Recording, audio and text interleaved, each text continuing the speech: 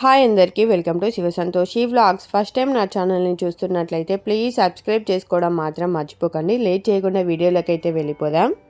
Mutton curry చిక్కగా రుచిగా రావాలంటే ఇలా చేయండి. ముందుగా 600 గ్రాముల మటన్ను ఇలా చిన్నగా కట్ చేసుకొని శుభ్రంగా కడిగి పెట్టుకున్నా. ఇప్పుడు దీన్ని ఒక కుక్కర్లోకి వేసుకోవాలి.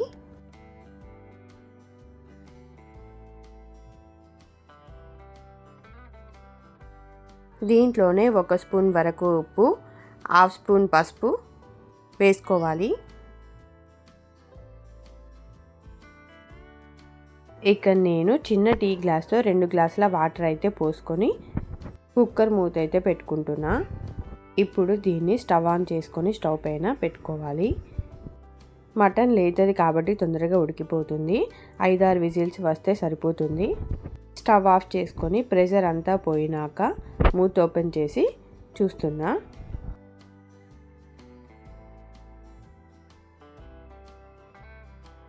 మటన్ చాలా బాగా ఉడికిపోయింది.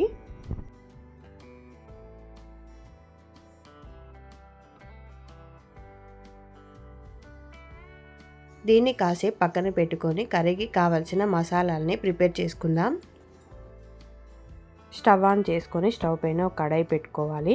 కడాయి వేడైనాక దాంట్లో 4 లవంగాలు, 2 దాల్చిన చెక్క, 2 యాలకులు, 1 స్పూన్ వరకు ధనియాలను వేసుకొని అవి కొంచెం వేగినాక ఒక ఉల్లిపాయను చిన్నగా కట్ చేసి వేసుకుంటున్నా. అలాగే 2 చిన్నగా కట్ చేసుకున్న టమాటా ముక్కల్ని కూడా వేసి కొంచెం సేపు ఫ్రై చేసుకోవాలి.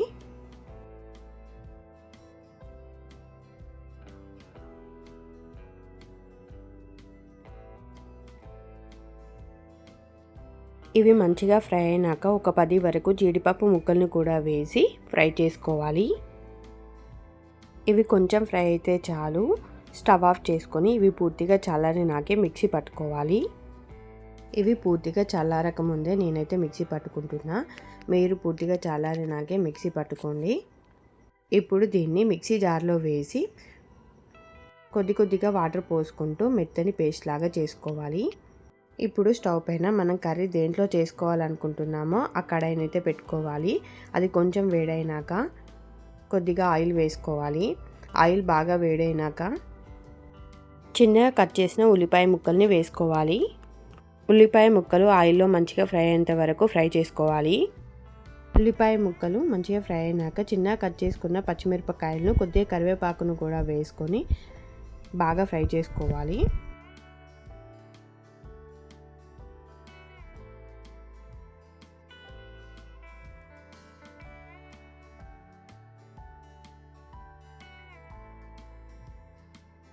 అవి బాగా ఫ్రై అయినాక 1 స్పూన్ వరకు అల్లం వెల్లుల్లి పేస్ట్ను వేసుకోవాలి. అల్లం వెల్లుల్లి పేస్ట్ ఆయిల్లో మంచిగా ఫ్రై చేసుకోవాలి. అది బాగా ఫ్రై అయినాక 1/2 స్పూన్ పసుపు వేసి అంతా కలిసేలాగా ఒకసారి కలుపుకోవాలి.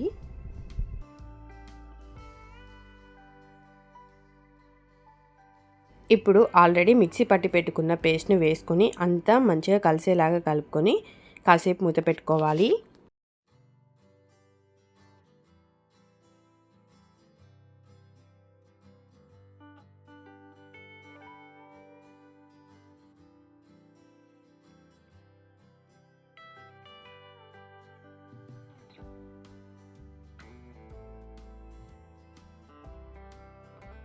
ఆయిల్లో ఇలా మంచిగా ఫ్రై అయినాక ఆయిల్ పైకి వచ్చాక 1.5 స్పూన్ కారం,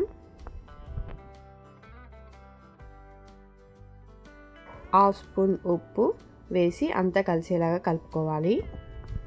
మనం వేసిన కారం ఉప్పు ఆయిల్లో మంచిగా ఫ్రై కావాలి. కాసేపు మూత పెట్టుకుందాం.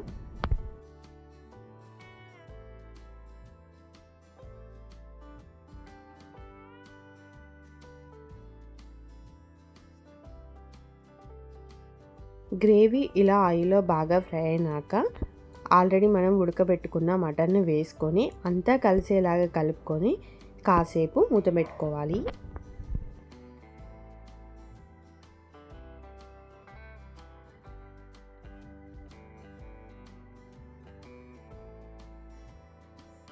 కొద్దిసేపు ఫ్రై అయినాక ఒక పెద్ద గ్లాసు వాటర్ అయితే పోసుకుంటున్నా. మిక్సీ పట్టుకున్న జార్లో అడుగులో కొంచెం పేస్ట్ అయితే ఉంటుంది కదా, దాంట్లోనే వాటర్ అయితే పోసుకొని అదే వాటర్ని కర్రీలో అయితే పోసుకుంటున్నా. వాటర్ పోసుకున్నాక అంతా ఒకసారి కలుపుకొని ఉప్పు కారం కరెక్ట్గా సరిపోయాయా లేదా అని ఒకసారి చూసుకొని సరిపోకపోతే వేసుకోవచ్చు. కారం అయితే కరెక్ట్గా సరిపోయింది. కొంచెం ఉప్పు అయితే పడుతుందని కొంచెం వేసుకుంటున్నా. వేసుకొని కలుపుకొని మంటని సిమ్లో పెట్టి మూత పెట్టుకోవాలి. మటన్ గ్రేవీ ఎంత చిక్కగా ఉందో చూడండి, టేస్ట్ మాత్రం చాలా బాగుంటుంది. అంతే, సూపర్ టేస్టీగా ఉంటుంది. మటన్ గ్రేవీ అయితే రెడీ అయిపోయింది. ఫైనల్గా కొత్తిమీరని అయితే వేసుకుంటున్నా. మటన్ ముక్కలు అన్నీ అయిపోయినా కూడా గ్రేవీ మాత్రం అస్సలు వదిలిపెట్టారు. తప్పకుండా ట్రై చేయండి. నా వీడియో నచ్చితే లైక్ అండ్ సబ్స్క్రైబ్ చేసుకోవడం మాత్రం మర్చిపోకండి. Thanks for watching this video.